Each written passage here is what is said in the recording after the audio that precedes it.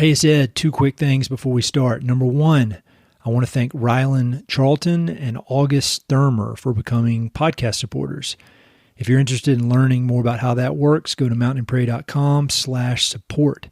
I really appreciate these two guys doing it, and I appreciate the long list of other generous folks who have decided to support the podcast. It really means a lot to me. Second thing, I'm starting up a Mountain and Prairie email list, and I'd love to have you sign up for it if you're interested.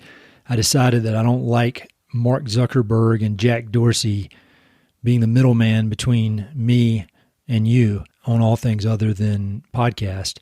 And so I'm going to start this email, and the theme of it is good news. Good news from the American West. There's a lot of bad news out there, a lot of heavy news, a lot of serious news that we need to consider and we need to respond to. But every now and then I just want something positive. And I search the internet and all these books I read to find positive things. And so what I'm going to do is I'm going to curate 4, 5, 6, 7, 8, maybe 10, I don't know, different positive stories from the American West, put them in an email, send them out every single Wednesday. It's not anything fancy, but it'll give you a boost of motivation, a boost of feel good.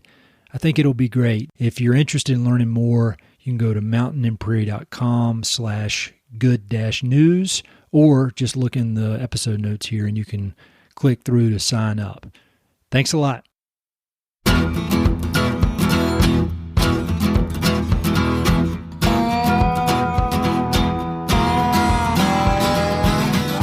Hey, this is Ed Robertson, and this is the Mountain and Prairie Podcast, where I introduce you to some of the innovative individuals who are shaping the future of the American West. I meet most of these people through my work in land conservation or through my hobbies and interests that revolve around spending time up high in the mountains. My guests include ranchers, writers, entrepreneurs, conservationists, athletes, artists, adventurers, pretty much anyone who's doing important work, has an interesting story, and loves the American West. My guest today is Ivan McClellan. Ivan is a professional photographer and the creator of the 8 Seconds Project, a storytelling project with the goal of extending the cowboy icon to include people of color. Ivan started the project back in 2015 after a series of chance encounters led him to an all-black rodeo in Oklahoma. Over the course of photographing the event, he became enamored with the black cowboy way of life and obsessed with documenting this unique subculture. In the years since, the 8 Seconds Project has garnered the attention of iconic Western brands such as Stetson and Wrangler, and Ivan's work has helped to tell the story of black cowboys to a nationwide mainstream audience. A Kansas City native, Ivan grew up in a tough neighborhood where gangs and violence were the norm. Just after high school, he headed east to New York City, where he studied and worked in the arts for many years. A career transition into the advertising business led him to Portland, where he currently lives with his wife and 2 children. Ivan juggles many commitments, his family, his career, and his photography projects. But through hard work, mindfulness, and obsession, he somehow manages to keep all the balls in the air and continues to evolve as an artist and storyteller. Ivan and I connected via Skype for a wide-ranging and enlightening conversation. We started out talking about the genesis of the 8 Seconds Project and how a random conversation at a random party started the entire project. We then talk about black cowboy culture and how he came to learn about the community's deep roots and its ties to the history of the United States and the American West. Ivan shares some thoughts on the importance of having creative control over projects and how hard work year after year allowed him to find his true voice as a storyteller. We also talk about mindfulness and how mindfulness practice has improved Ivan's life and his creative output. And as usual, we discuss favorite books, films, and Ivan offers up some timely words of wisdom. I really love this conversation, and I felt like it got better and better with each minute. There's a lot of wisdom in here. So be sure to check out the episode notes for links to everything we discuss and a list of all the subjects we covered. Hope you enjoy. Could you just give me kind of an overview of where the project was born, how it came to be, and kind of the history of your thinking of the project? Yeah, man. It just sort of came together on a random night. I was at a bar here in Portland called the Pink Rose, and I was at a birthday party of somebody that I barely knew, so I didn't know anybody there. one of the only black guys that was there is this tall black dude with a big old afro. You know, he came up to me. I was about 4 or 5 making remarks in, and he came up and tapped me on the shoulder and was like, "Hey man, how's it going?" Blah blah blah. We got to John, and he told me, you know, that he was a filmmaker and that he was working on a documentary about black cowboys. And I was just like, man, what are you talking about? I was completely oblivious to like black cowboy culture at the time. I didn't know that was a thing. Like the only black cowboys I knew about was the sheriff in Blazing Saddles or like Cowboy Curtis on Pee Wee Herman. I thought it was just like sort of like a punchline. Yeah. And he was like, "Nah, man." It's like it's this really thriving like culture. It's incredible. You should come and check it out. You know, he's like, "There's a black rodeo in Okmulgee, Oklahoma in August. You should come down and check it out. You know, see what the scene is like." And I was drunk, so I said, "Yeah, sure." like I'll do it.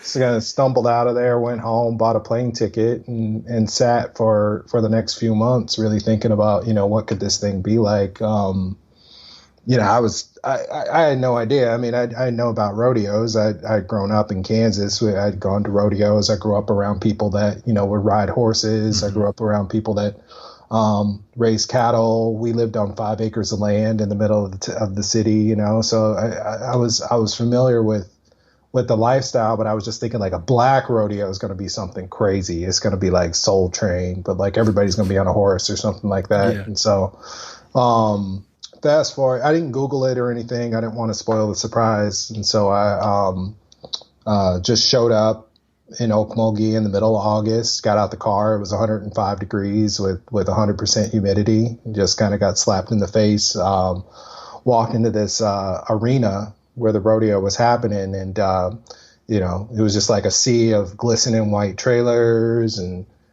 there was just like gospel music and R&B blaring out of everybody's trailer. Everybody there was black. You know, there were people doing the Cupid shuffle in the dirt with their boots. There were old men with you know, perfectly starched white shirts and crisp Stetsons and pinky rings, you know, just sort of posted up on their horses. There were young men with braids and earrings and basketball shorts and Jordans, you know, riding their horses, and they were walking around hitting on women, and the women were, you know, bedazzled from head to toe. They had their nails done. They had their hair done. They were spraying down their horses, you know, keeping them cool. And I was, you know, out there in just like a crumpled up, you know, button down khakis, and I'm actually wearing wingtips because I didn't really know what I was getting myself into. And I felt so like comfortable. I felt so much like I belonged there, and I just like photographed the thing with fury. I just like was so amazed at everything I saw. And it turned out, as I started to talk to people, I talked to this cowboy named Robert Criff, and you know, he was wearing a Kansas City Royals baseball hat, and I was wearing a Kansas City Royals baseball hat. So we talked to each other, and you know, it turns out that he was from Kansas City, and he told me that half of the people there were from Kansas City. You know, they come down every year for their family reunions. And as we got to talking, I realized that he lived on the other side of the 5-acre field from where I grew up. You know? Oh, wow. Cool. Yeah. Yeah. He lived, you know, I probably saw him several times, you know, growing up, and he went to the same high school that I did. He knew my grandma. He knew my pastor. Like, I just kind of felt kind of stupid because I was like, I didn't know anything about this culture. Sure. But it was right in my backyard the entire time. And, you know, I also felt kind of ripped off because, you know, I grew up with like criminals and degenerates, and I could have been growing up with cowboys the whole time. Yeah. That's such a cool story. And I'm sure, you know, hearing you tell it so well, and just hearing it, I can only imagine it's kind of like confusion and amazement at the same time of seeing that, especially when you started making these connections. So, I mean, you saw it, you took photos, then what happened? I mean, what was the next step? Because you've turned this thing into quite a project. And so, I mean, where did it go from there? Yeah, I just got a little obsessed with it. You know, after that, I you know, went home and started editing the photos, and it was like I I had like gone to Oz. It was just so colorful and so much energy. And I just like stayed up that whole night, and just wrote like a story for each and every one of the photos. Cause every one of the photos was somebody that I had like interviewed and talked to. And I just threw it up on the internet. I just posted it that night, and it just got like massive reception. People were like, man, this is amazing. You know, these photos, I've never seen this. Your words are so poetic and add so much depth to this entire thing. And so I was just like, get me to another one. kind of just kept doing it. You know, this is 2015 and I've been at it ever since. You know, there's been a couple of years that I took off because I was just kind of like, I just don't really know what I'm doing with it. I don't know what my end goal is. But then I always come back to it. You know, I always just sort of look at the photos. I click through them and they're just like really good friends. And now it's like a full-fledged business. You know, we got a lot of followers on Instagram. I'm working with like different brands from Stetson to Wrangler to Boot Barn area. You know, all of these different Western brands are approaching me like, hey, we just realized that our Instagram is 100% white people. Will you help us out with that? And so it's like sort of like a content company. It's mostly a storytelling, you know, sort of brand where I just like meet these individual people and I learn about them and I try my best to sort of tell their stories, you know, through my lens, so that people know that there are Black cowboys, you know, that they know that you know it's not about like sort of replacing the image of the white cowboy. It's about adding to it and saying like, hey, there's more to this story than what you think. And this culture belongs to a lot of people. You know, this sort of American icon really resonates with a lot of different folks. I mean, going to a brand like Stetson and getting them to, you know, we did a story about this Black bull rider named Ouncy Mitchell, and just sort of posting those images and doing it for such an iconic brand is like transformative. It says like, you know, whoever you think this hat is for, sort of rethink it, expand that, you know, because there are young, cool, urban dudes that are very credible and very like, very much living the cowboy lifestyle. And this is a brand that they support and this is a brand that they wear, and you should acknowledge them and sort of represent that in your imagery and in your storytelling. So it's become, I mean, whatever I started doing, I started it just as a drunk person that was curious, and now it's become something sort of much bigger than me. It's become an entire platform for culture, and it's gotten the opportunity to sort of infiltrate some sacred places where Black folks, you know, haven't traditionally been. One thing I thought was really interesting, that I think you either said it in that other podcast or I read it somewhere, and correct me if I got it wrong, but that when you decided to pursue this project, you know, you've got another full-time career. And so this is a side project, and you decided, and we'll talk about your other career, later, but you decided like, all right, I'm going to make this is going to be mine. And I'm not going to be trying to make money off of it initially, at least. I want to have full creative control because I don't want anybody telling me what to do, and I want it to be mine. Can you expand on that? And talk about kind of your process, because I think a lot of people listening to this, myself included, have other jobs and then they have these creative projects on the side. And I think a lot of people think, oh, if I could only get X company to sponsor me, or if I could only get this person to recognize me. But there's a lot of value, it seems, in your case, of blocking all that out and focusing exclusively on what you want to do, and then let the people come to you. Does that make sense? Yeah, that's exactly how it worked out. I mean, I was a working photographer. I had been out of work in like 2014. I'm out of work a lot, you know. I work in a creative ad agency, and so they lay people off pretty frequently. You lose a big client account, you get laid off, and so I got laid off, and I was like, I'm done with the agency world. I can't stand it, you know. And I was really into photography around 2014, and I just started, you know, monetizing it and being like, I'll take money for anything. And I was shooting weddings. I was doing dog portraits, you know, I was doing model portfolios. Like I was doing all kinds of crazy stuff, man. And just making pretty good money, doing it and shooting a lot. But, I would sort of look at the work and be like, man, like, I'm not getting better because I'm shooting this wedding and somebody just like pulled up a Pinterest board and was like, we want pictures of us jumping up in the air, throwing Skittles, or we want your photography to look like somebody else's photography. And so I just kind of got tired of that and was like, I heard a photographer named Bill Cunningham. He's a street photographer. There's a documentary about him. He used to shoot for the New York Times, and he never would take the checks that they would write him. Oh, really?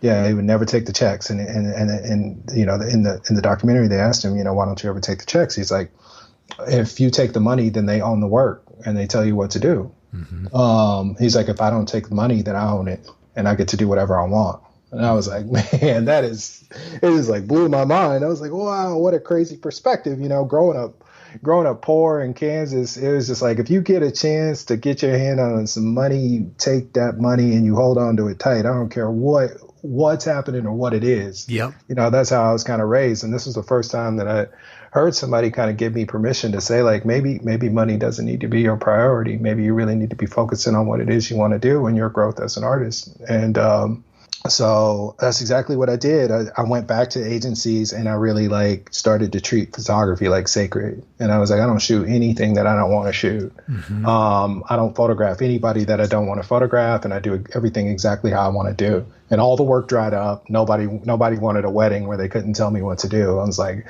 I'll shoot your wedding, but I'm going to do it exactly how I want to do it. You're going to get 30 photos at the end of it. They're like, get the hell out of here. No, so I really started to focus on the photography that I could do for free. And that was like street photography. And that was just like sort of going around town, hiding out behind trees and trying to take pictures of people, mm-hmm. Or meeting people on the street, having a conversation with them, and getting a portrait of them. It's really aggressive, kind of crazy type of photography, man. It really expanded my thinking. It was like you had to go out with good energy. Because if you're just going up and talking to random people on the street, they're nervous, they don't know what's going on. There's not a lot of black folks in Portland. And so I'm a big black man coming up with a camera in my hand, like, hey, let me take a picture. So I had to really work on how I was approaching people and working on what my energy was like and got pretty good at that, got really good at relating to people in that way. And also got good at composing a photo wherever the hell I was at. If I was on the street, if I was in a field, So anyway, all that having been said, that led into sort of the rodeo photography. And for a long time, it just took over. I didn't do street photography anymore. I didn't do portraits. All I did was rodeos. And there's no black rodeos in Oregon, so I started doing Mexican rodeos. I did Indian rodeos. I just needed to be there. And then that led to me kind of doing more editorial work for magazines. I worked for ESPN. Mm-hmm. I worked for PBR. I did some work for them. And then just this year, 5 years into it, I started getting approached by brands. They came to me and they were like, hey, will you work for us and do what you do? Because we like your vision, and it's like nothing that we've seen anyone else do, because you've gone down your own path, mm-hmm. And so when I work with brands, I get a lot of creative freedom. They just sort of go do what it is that you do, tell the stories that you tell, because we know what that's going to look like, and we trust you to sort of make that work consistently. And so it's not at all what I intended. I intended to keep this for myself until I had enough content to make a book. Mm-hmm. And then, self-publish that book and try to sell it on Kickstarter or something like that. Yep. But now it's sort of just naturally moving in a different direction. So it took almost 5 years before brands were approaching you unsolicited. Is that correct? Yeah. I think that is for people to hear that, because your work is so unique, and it's first of all, just the subject matter is unique, but then the work itself within that unique subject matter is unique.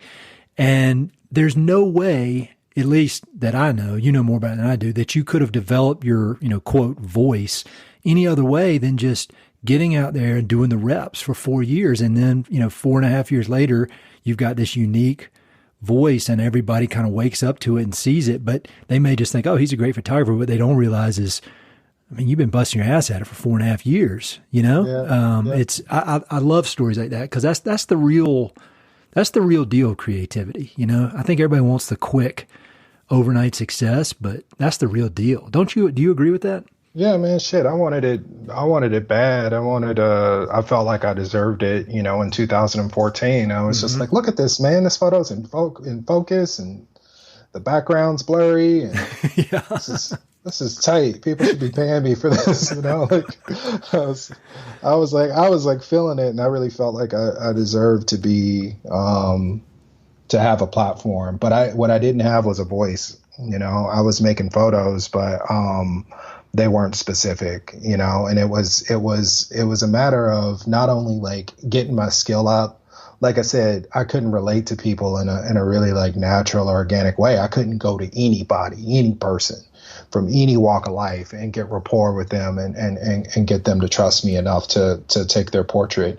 I had to learn how to do that the hard way. I had to learn how to, you know, I would be like, oh, I don't like this lighting. I don't like this background, you know, and I would get really frustrated when I couldn't control the sort of setting that I was taking photos. I had to learn how to make a photo wherever the hell I was, whoever it was that I was shooting. And then I had, even after I had all of those skills, I still had to spend years developing a voice and a point of view. What matters to you? What is important? What's something that other people aren't doing? What's something that's a unique story and a unique subject matter? And finding that subject matter, I mean, luckily enough, I didn't have to search for it very hard. It found me. But being obsessed with that subject matter and really, you know, becoming an expert at it and knowing it inside and out, and all of that, getting, you know, the other thing is just like flat out getting the connections to people. You know, a brand will come to me and be like, hey, we want to do a story. We want some diversity in our brand, but they don't know anybody. They don't know any black rodeo folks. And I'm like, hey, I got numbers in my phone. You know, I got a Rolodex. Like, I can get you black rodeo competitors all day because I know these people and they know me, and they trust you. Yeah. And they trust me. And when I come through, they're like, yeah, that's what's up. Like, you know, we're happy to see you like doing your thing. You know, they're celebrating with me, because they're like, we've been seeing you at the rodeos for years, and like now we see you doing it really big, and not only are you coming through with like these big brands for us, but we're getting paid, you're getting paid. You know, it's like an entire, like, you know, rising tide lifts all ships. Like it's an entire platform. And so it's you know, it's not only like I'm getting paid, they're getting paid. I got somebody help somebody get a sponsorship. Nice. Become a sponsored athlete, which is just something that they really weren't able to access and do on their own. And so it's I don't know, it's phenomenal. It's overwhelming, you know, just want to keep the momentum going. But I know now, like, I can kind of keep doing this. I can keep doing the Black Western thing for as long as I want. But in doing that, in really focusing and concentrating on that one thing for so long, I know that I can pivot and do a lot of other things now. You know, I feel like I'm strong enough, and I feel like I have enough skill and business acumen that I can kind of do. I can do sport, you know, more broadly. I can do a lot of different stuff. It just depends on what it is that I'm really passionate about, you know. Oh yeah, I mean, I would say, you know, kind of boiling down some of those things you said, you got the confidence. I mean, you've delivered. You've delivered. You know, you can deliver. You have third party validation that you deliver, and I mean that's worth a lot. I mean, I've seen that with myself. I just turned, or I'm not just. I'm 42, and I feel like over the last few years, I've finally kind of gotten that confidence. Like, all right, even though I don't know a lot, I kind of know what the hell I'm talking about in my little tiny little world, and I can be confident about that. And that's valuable. You know, I mean, that's. I'm not saying cocky. That's a whole different deal, because that's actually no self-confidence, but just, you know, kind of a quiet confidence.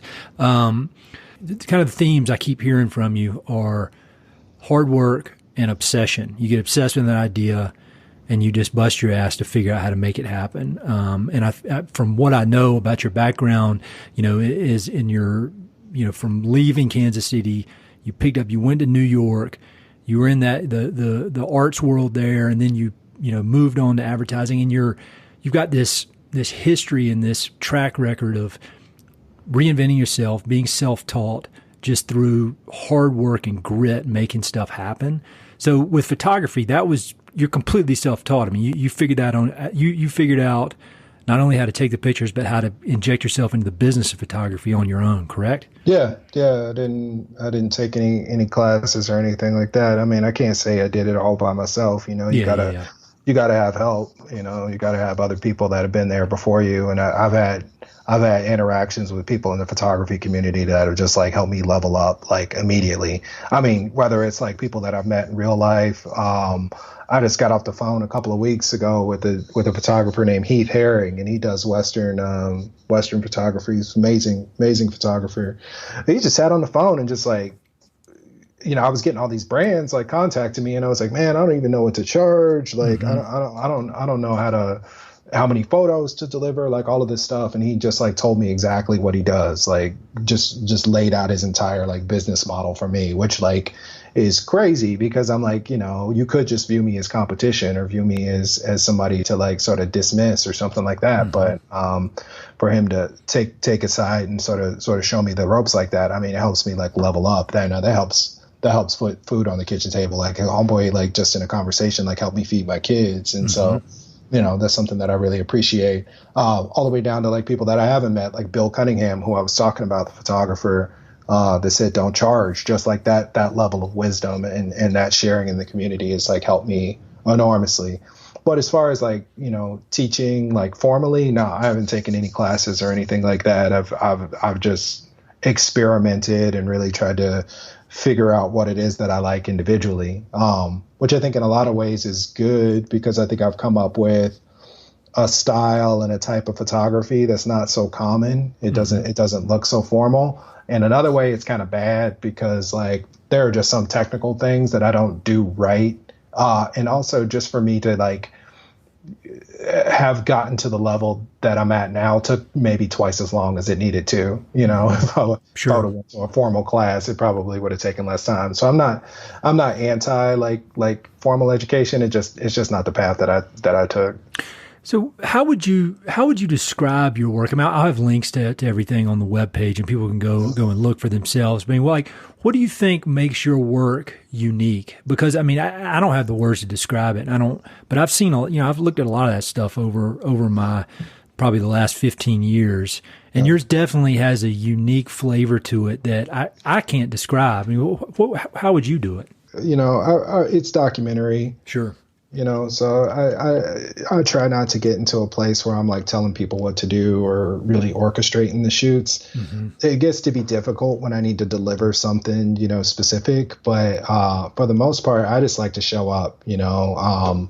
There's a photographer named Sticky Haynes, and or there's a bull rider named Sticky Haynes. He got injured. He got his spine just jacked up by a bull, and so he's trying to get into stock contracting. And I met him through like 3 different connections. I met him through somebody that knew somebody that knew somebody. I was coming through Houston, and I knew I wanted to do some photography. There's only black cowboys in so many places, and Houston is one of them. And somebody connected me with Sticky, and I just like called him up on the phone and was like, hey man, can I, roll with you for a day? And he's like, yeah, like come through. And I met him at like 7 a.m. We loaded a bull into the back of his trailer, and we drove from Houston to College Station. Didn't know the guy at all, but I just sort of just went with him for the day and took some pictures. And that's just like how I like to work, and just got pictures of him singing George Strait in the back of and just belting it and while he's driving. And I got pictures of him, spit and dip and doing McDonald's cup. And I got pictures of him, unloading the bull and him taking money for the bull. And, those are just the photos to me that like really tell the culture the way that it is. It's not orchestrated. It's not polished. It's not cleaned up. It's just raw and it's truth. So for the most part, that's what I try to do. I would say just from like an aesthetic, how it looks, I try to shoot it like a film. I try to shoot it, really cinematically. Everything's really wide and everything's in focus. The backgrounds are in focus because I think that they're important. You know, I used to be really excited about the blurry background, and now I try to avoid it because I'm like, man, what's behind them is almost as important as what's going on in the front of it. Yeah. You know, I'm not so much concerned about like a technically perfect photo. I'm concerned about a photo that's got like some honesty and a vibe to it. You know, it could be out of focus, the colors can be off, but if it's got energy to it, I'm like all about it. I'm posting that thing. You know, I try to take like multiple photos. I think that's the other thing, is that on Instagram I get really caught up in the likes and the follows, and you know, you'll get 1,000 likes on an individual photo, and that's really exciting. But I'm like, there are 6 other photos that go with this that aren't so exciting. But like the photo of like the place, how they were moving their hands, the photo of the actual animal that they're riding, all of this together, you know, serves to tell this story. And I think you can kind of tell like an entire story with 5 or 6 photos that hang together really well, better than you can do it with a video a lot of times. So I try to come up with those series that bring you into that place and bring you into that moment really well. It makes perfect sense. And when I look on your website, you know, I think there's some examples of that, but I do think it gives you a completely different perspective than a film. Because when you were initially talking, I was thinking, well, he should get into film. And then the more as you talked, I was like, man, it's different than film, and it's different than just one photo, and it's completely unique. Can you talk about the rodeo, the black rodeo in Oklahoma? Why is Oklahoma kind of ground zero for this subculture that you don't really find other places? I mean, most of my time out here, I'm from North Carolina originally, but most of my time in the West has been Colorado North, and I've never seen black rodeos, but there in Oklahoma, it seems like there's a deep, deep, deep history related to it. Can you talk about that? Yeah, it's you got a lot of towns that were post-slavery, like all black towns, and black folks got to own land and for the first time, and they started these towns like Boley, and they sort of carried the culture from slavery, you know, through their real lives. But these towns, they didn't struggle; they really thrived. You know, they did very well. You have like Tulsa, Oklahoma, and the black stock market, and a town that was just very, very thriving and very prosperous.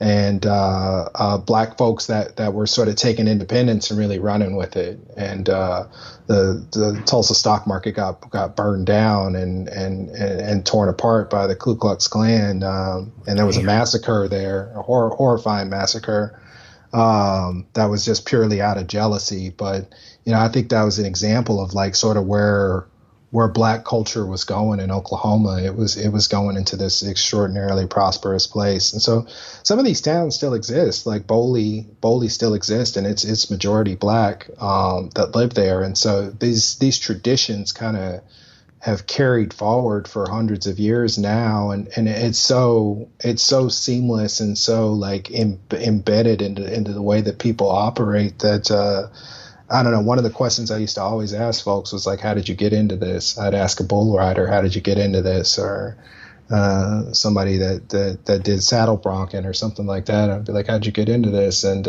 they would just stare at me like I was so stupid. Like, what do you mean, how did I get into this? Like, I don't know. It's like this came pre-installed, man. Yeah. This is just who I am, you know. I didn't have any other choice, you know, and that's just how it is in Oklahoma. You go to people's houses, and there's just generations of people that have done the exact same things, and you know, they work the land and they work animals, and they get money to do it, and you know, their kids are riding around at 2 years old, and 3-year-olds, you see them riding horses, and it's just the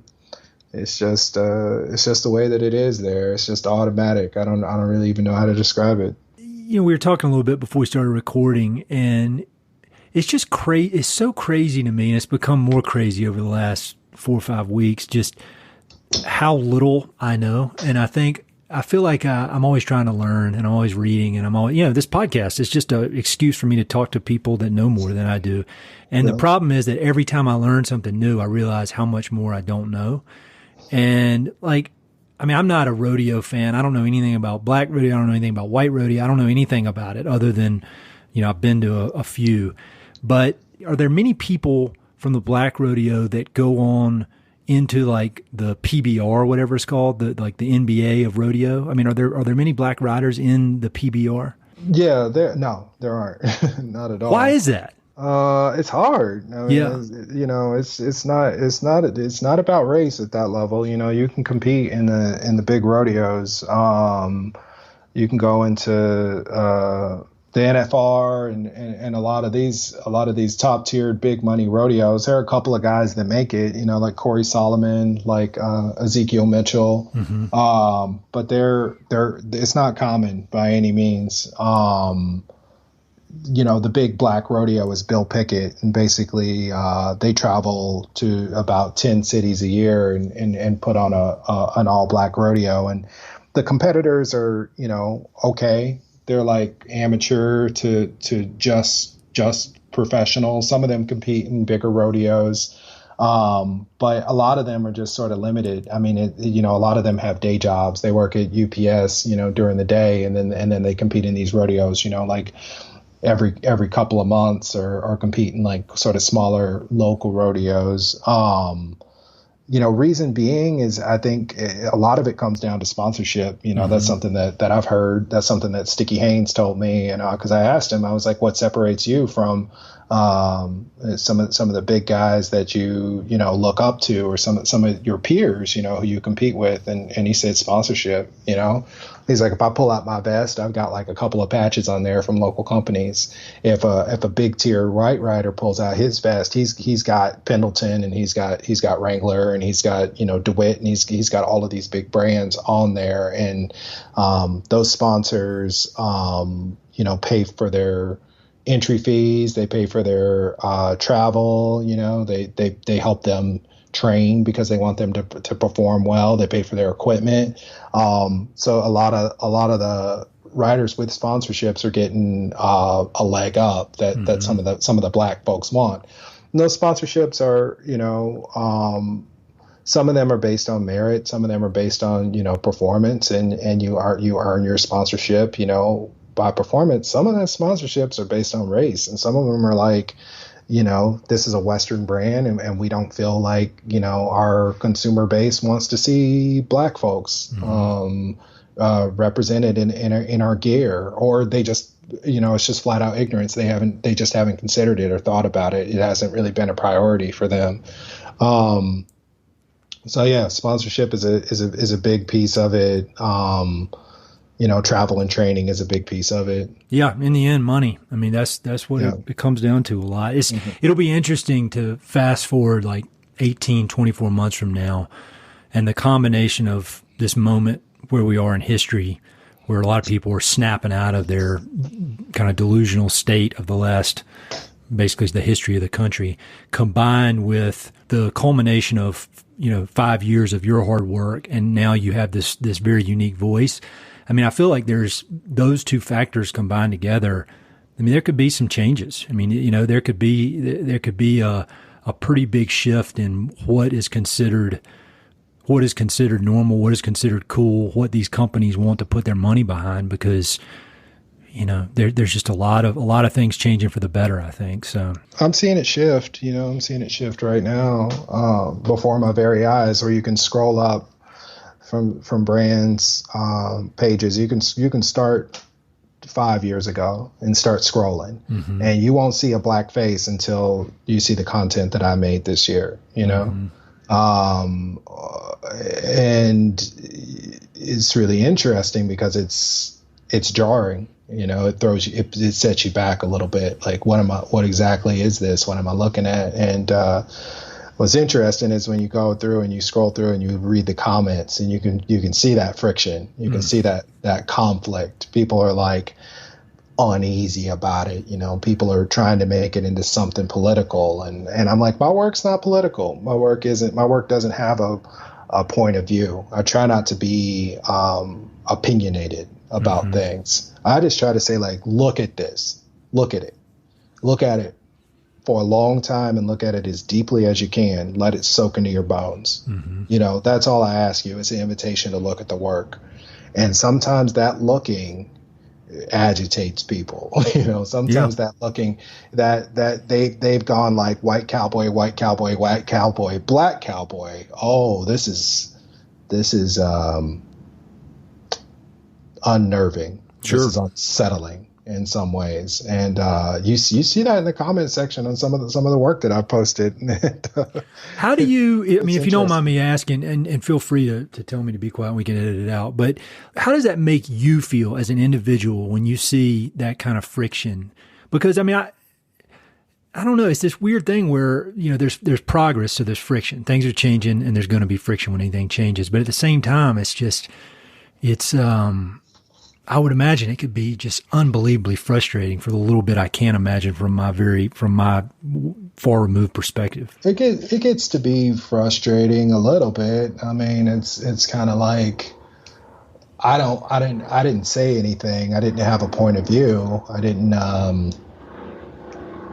say, well, black cowboys are better than white cowboys, or, this matters more than anything else, or, you need to prioritize this, or you need to do anything at all. I don't say anything. I hardly even caption my photos when I post them. I just say really flatly, like, what the photo is of, and I'm like, man on a horse, or this is Robert Criff, period. And I don't get into, a lot of statements about that, but that people still sometimes have a point of view or have a political perspective, I think is mildly frustrating. Mostly, I think it's good. Mostly, I think that is just the chumming up of the waters, and you're going to get stuff from the bottom that sort of is going to have to float around a little bit before it settles in a new place. And I think that it's positive.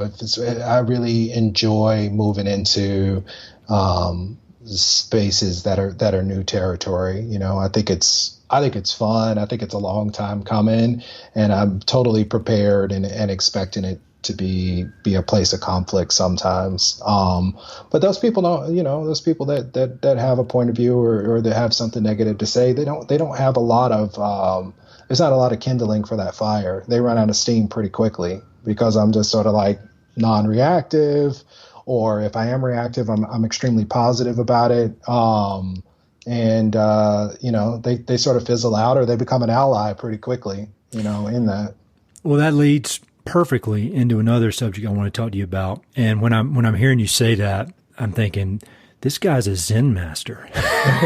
and mindfulness and meditation is a big part of your life, correct? Yeah, for sure. Can you talk about your mindfulness practice? And I mean, it's pretty obvious how it shows itself. I think your last answer is a perfect example of just not getting attached and not getting taken for a ride by these external circumstances. But how did you come into mindfulness?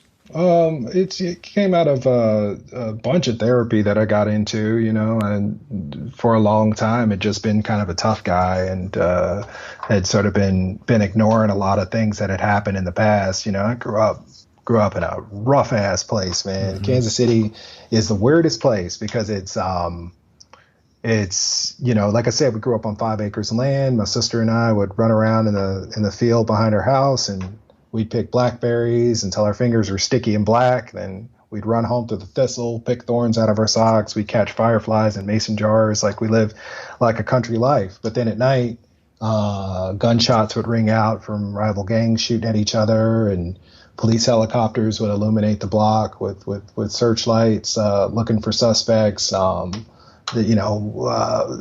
rival gangs on my block would fight dogs. And I didn't have a dog. And so some of the Bloods that live around the corner, whenever I would come around the corner, they would sick their dogs on me, and I'd go running, and, I got really fast, and all the butts of my pants got ripped out. And so you just sort of grew up in this really rough, grinded out, hard scrabbled neighborhood. There was abuse, there was neglect, there was a lot of shit that kind of went down, and I just sort of grew up and, moved to New York and was just like, I'm fine. I made it out. I'm good. Mm-hmm. But a lot of the residue of how I grew up was still bothering me. And I got into relationship with my wife, and I was still, just like in this like really agitated, like sort of survival mode all the time. I was just always like keyed up and amped up and ready to fight, ready to defend myself, and paranoid and didn't trust anybody. And it was just like a reflection of kind of how I grew up. So I started going to therapy, man. And she was just sort of like, you got to do this, otherwise we're not going to be together, And I did it, and it did me a lot of good. It really did. And I'm not particularly proud that, I needed to reach out for help, but I needed it. And part of that work was like not only like sort of talking about where I was at or sort of talking about what was going on with me, but actually like working daily to sort of stay present. The big deal for me is like not falling back into the past, not falling back into what had happened, but really staying like engaged with what's going on right now. And I mean, photography became a big tool to do that. That was part of my street photography practice, was that you have to be completely present. You have to pay attention to what's going on around you. You have to be clear-headed. You have to be connected with people. You have to be connected with your environment. Like, you're putting in so much effort, but that there's no time for you to slip back into your head and let these thoughts kind of take over again. And so photography is part of that mindfulness. Just sort of sitting and meditating has become a big part of it. Prayer is a big part of it. Just being really mindful in my prayers, taking time to do that in the morning. All of it combines to sort of make me a better husband and a better dad overall. So I'm grateful. I'm really grateful to have survived what I came through, and to sort of be here as an adult and just be fully present. It's pretty amazing how finding a great wife and having two great kids, at least in my experience, that's kind of forced me to get out of my own head and see and realize like how my actions and my moods were impacting others. And that was a big step for me towards being more mindful and being more, taking care of myself in all those aspects that lead to moods. And it sounds like your wife played a big role in that as well. She was, man. And, it's like the kids, I'd come home from work and just be stuck in some shit that happened earlier in the day, or mad about something that happened a week ago. And I'd just be sitting on the floor, just sulking, being in a bad mood. And I've got my like 3-year-old daughter coming up to me being like, Daddy, are you okay? And I'm like, hey, like, you shouldn't be checking in on me. Like, that's not something that you should be worried about. So it was totally a thing of like, how can I be more present for my family? How can I be more reliable and consistent? And that doesn't mean that everything's always hunky dory and that I'm always, just gleeful and clicking my heels. But that means that I'm at least in control, and I can choose how long I can be in a mood and stuff like that. And it's better for the people around me for sure. I do it for myself, but also like the family really benefits from it. So, I mentioned meditation pretty often on here, and just in passing, and I get so many messages from people asking for details about it. And so I know people are interested. If you don't mind sharing, what does your practice look like? So I've got a couple of different tools that I use. A really easy one is just counting exercise that I use, where I exhale and count to 1, and then inhale and count to 1, and then exhale and count to 2, inhale and count to 2. So I just count the inhale and exhale, 1, 2, two, or 1 1 2 2 3 3 4 4 5 5, and I'll do that up to 10. If I'm in a really bad mood, I'll do it up to 20. And if I lose track of my numbers because thoughts start creeping in again, I'll have to go all the way back to 1. And so sometimes to get to 10 can take a while. But once you get to 10, it causes you to really focus on just that counting and the breath. It really focuses your attention on that, so much so that everything else that's sort of bothering you sort of takes a little step back. And I think when it takes that step back, you can look at it and then you can choose what you want to do. Sure. And you're not sort of really being controlled by those things. Other than that, I do like some guided meditations on like Headspace. Most mornings I'll turn one on. I try not to go for more than like 5-10 minutes. I think anything longer than that and you're just sort of napping. And so I like to just really just take the edge off and get control of my thoughts. That's all I'm trying to do, is to just kind of go like, oh, I'm having a thought, I'm in a mood. And if I can see that, then I'm like, okay, now I can sort of move past it. Yeah, it's just getting that tiny, tiny, tiny bit of daylight between the mood and yourself to realize that you're in a mood.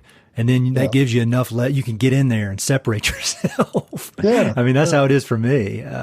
It's a superpower, man. I'm convinced. Yeah, I think that's completely it. Is just like, for the longest time, I didn't even realize that I was agitated. I didn't even realize that there was anything wrong with me, and I was just convinced that everybody else was just out of their mind. Everybody else in the world, everybody at work, everybody in my family, I was just all my friends. I was just like, everybody's crazy.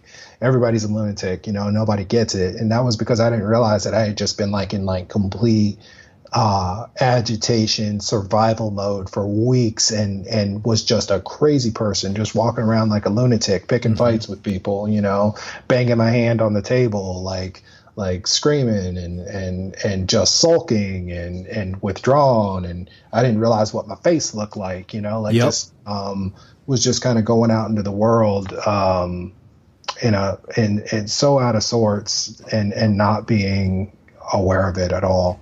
How is your creative pursuits? How have they transformed at all as you've gotten more into mindfulness? Has it helped, hurt, just made it a little different? I think it's really, really helped a lot, because a lot of times, these photo shoots can be stressful. I'm a lot of times completely out of my depth. I'm out of my element. I'm not a cowboy at all. I'm actually terrible on horses. My boots are too pointy. One time I had on a cowboy hat backward. I work in tech, so my hands are like dragonfly wings. They're so soft. Like I'm just not a cowboy at all, but I enjoy it. And I really like to be around the culture, and I like to learn about it. And, some of it's seeping in like gradually, but, a lot of times I'm in situations where I'm just a bit uncomfortable. I'm out of my element. I'm in a different place. I'm in Houston, Texas. I'm on a ranch. There's a horrific thunderstorm that just happened. There's pools and pools of water in the arena that I thought was going to be dry. The Cowboys are chronically late, so they're 2 hours late for the event. It's 10 a.m. They were supposed to be there at 8 a.m. I forgot a lens at home. It's just like all of this stuff can go wrong on a shoot. This is an example of a real shoot that I did, and all of this stuff went wrong. And in those situations, I'm able to just sort of take a second and go like, okay, what's in my control here? And everything that's not, just sort of forget about it and leave that stuff alone. And I'm able to sort of just really take a minute, ground myself and adapt. And I think all of that's come from my mindfulness practice. The other thing is really just like my ability to put other people at ease, that I'm not stressed and trying to hide it. or that I'm not, people are mammals, man. They can tell where you're at. They can smell where you're at. They can sniff something that's out of sorts, and they might not even realize it, but they just have a bad feeling toward you. And so me coming in with better energy, good vibes, like really truly being present and really truly being emotionally available and all of those things, people feel it. People can feel it. And so it's just allowed me to be a lot more relational and a lot more connected to folks a lot quicker. I don't have to like work for hours to gain rapport. I can just sort of like take the morning to really get myself grounded, take the morning to really get myself present, and then I roll into a shoot, and people want to be around you. People feel good around you. You make them feel nice the minute that you see them. I feel like that's timely and like wise advice, no matter what your career is, whether you're a professional photographer or, just a banker. I mean, being able to apply those skills is huge. One more question I have, just kind of back to the rodeo, is, seeing all these these people that are in rodeo, they're tough as nails. I mean, it's an athletic pursuit. It requires really high levels of skill that require being practiced over and over and over. So kind of in that subculture that you've gotten yourself deeply embedded in, I mean, what are some lessons or maybe things you admire about the participants? I mean, have you learned anything from them? Yeah, for sure. A ton. I mean, there's a fearlessness that I really could know a lot more about. Fearlessness about getting into a dangerous situation and sort of turning it into something fun. I've seen bull riders who, when they are, preparing to get on a bull, they are visibly nervous. They have to hype themselves up. They have to slap their faces. They have to, chug Rockstar energy drink, whatever it is that they have to do to sort of get up to the moment. But, and I've been sort of documenting them for the moment that they arrive at the arena. I've documented them from their hotel to when they arrive at the arena,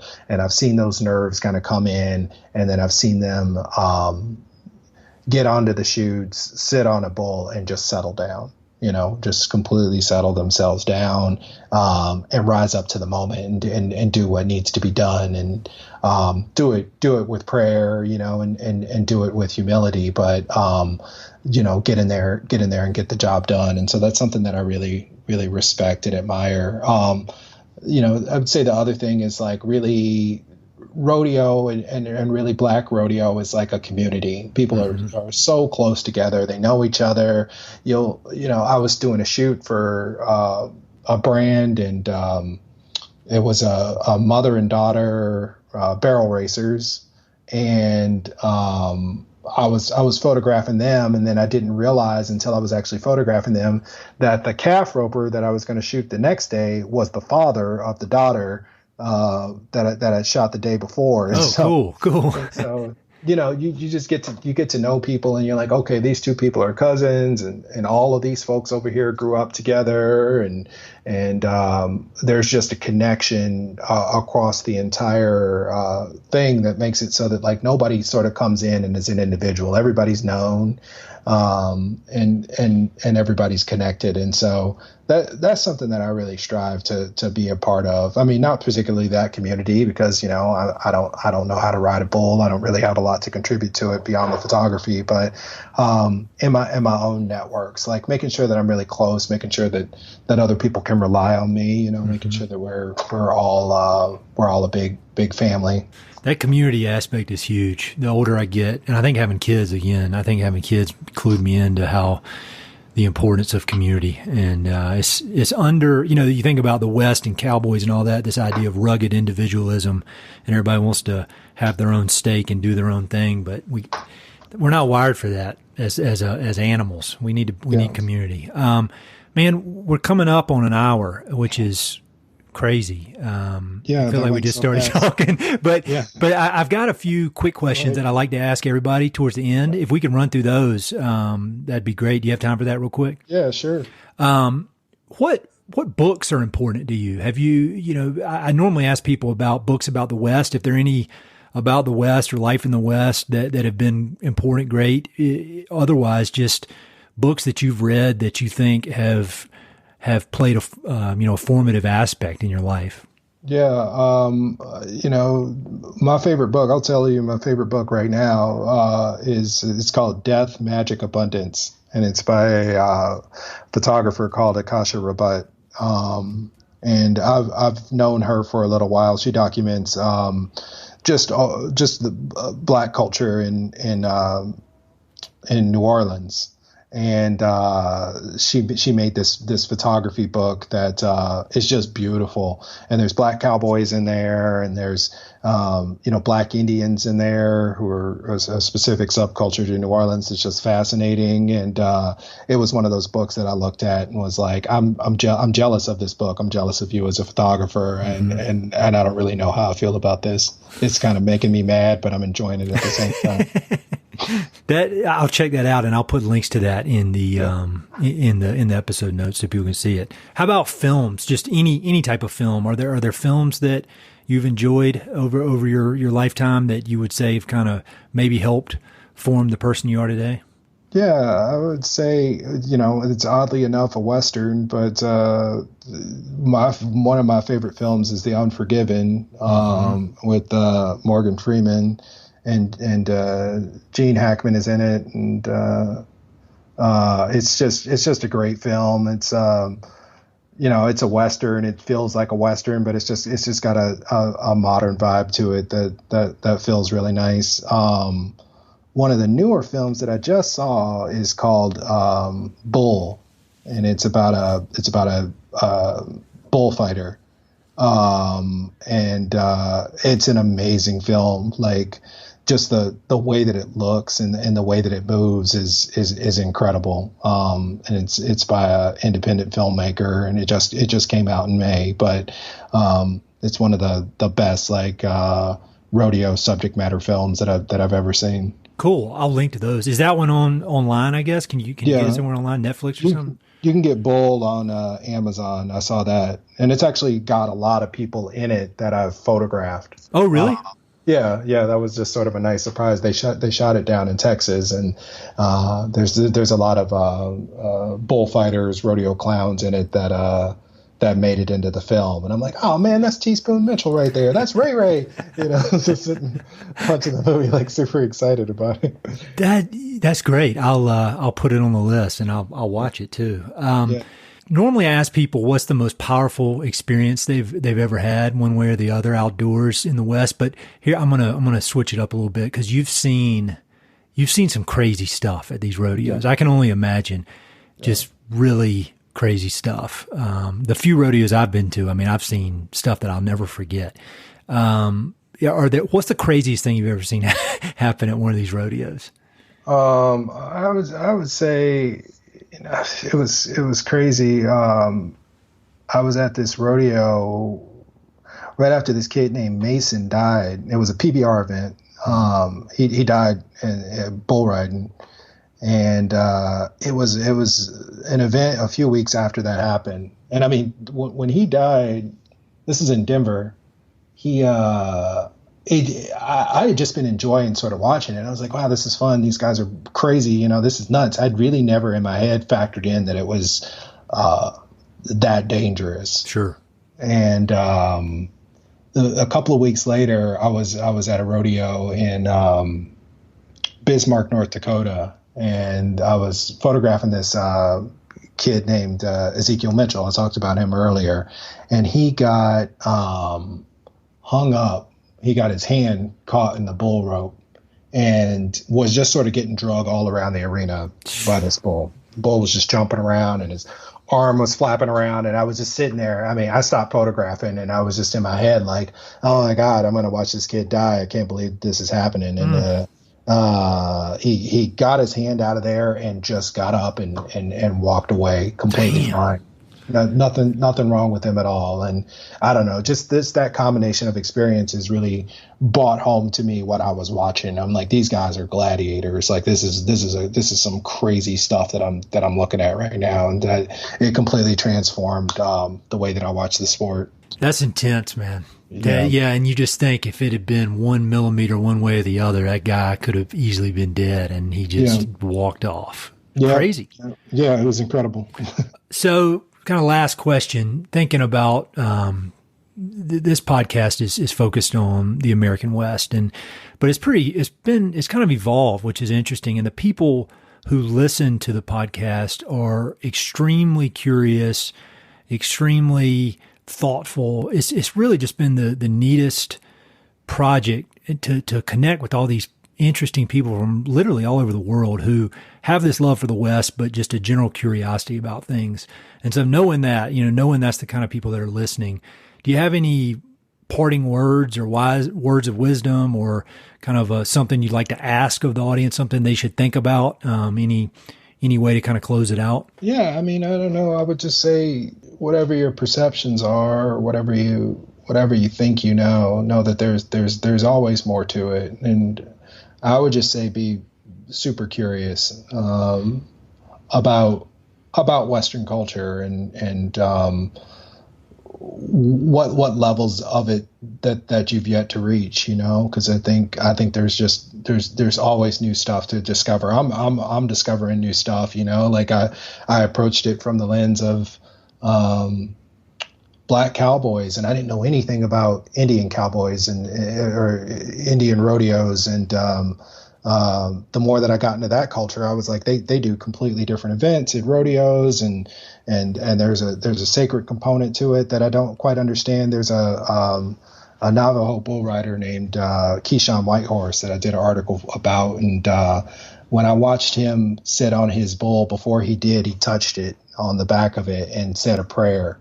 And I asked him about it, and he said, I'm praying with the bull because it's beneficial for both of us to perform well. It's good for the bull. If he performs well, that's going to improve his life. That's going to extend his life.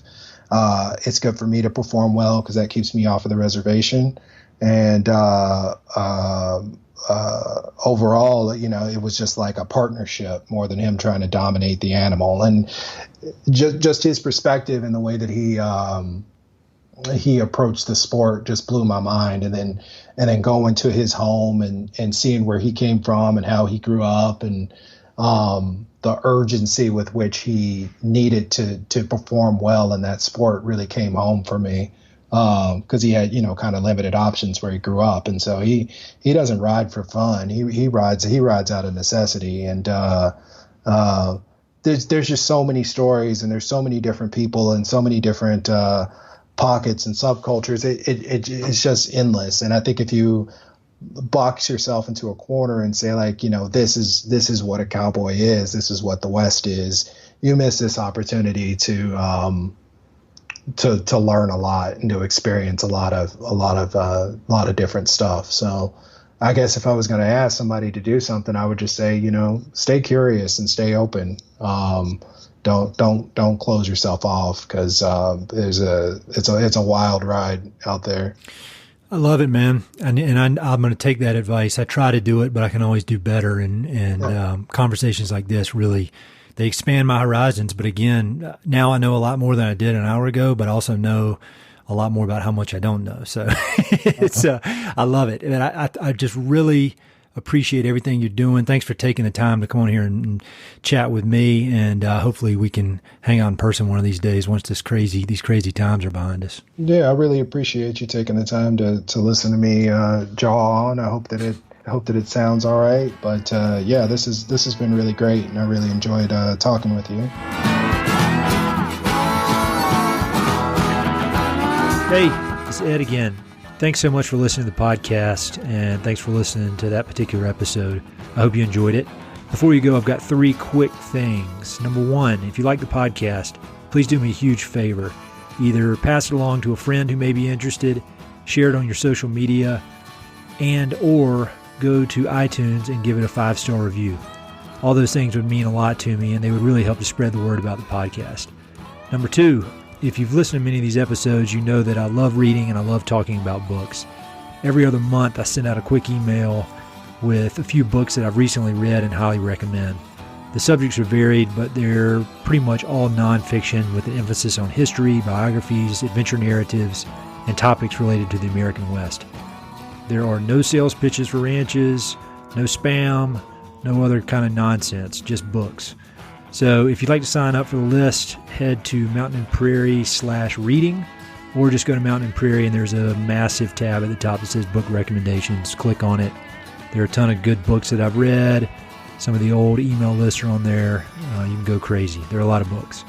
And finally, if you know anyone I should interview for the podcast, please don't hesitate to reach out and let me know. All my contact info is at mountainandprairie.com, and I'm on all the social media stuff, Facebook, Twitter, Instagram, blah, blah, blah.